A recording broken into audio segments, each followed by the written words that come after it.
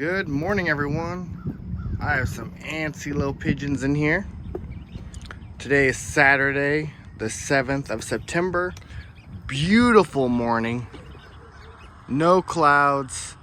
Big old bright sun. I'm back in Gatesville at the church. 23-mile marker for me. It's currently 69 degrees. You cannot ask for better weather for the pigeons this morning. So I'm going to attempt my editing skills. It is currently 7:40. I wanted to get out here a little earlier, but I stopped for coffee on the way. Crazy how stopping at a gas station adds 10 minutes to your trip. But without further ado, let's get these guys on down the road.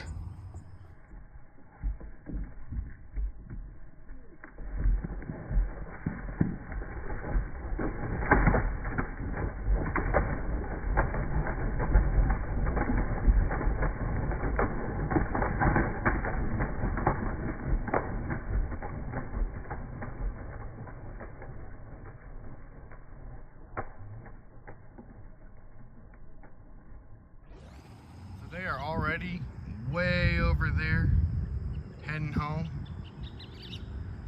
You can kind of spot them just right there. A little tiny bit.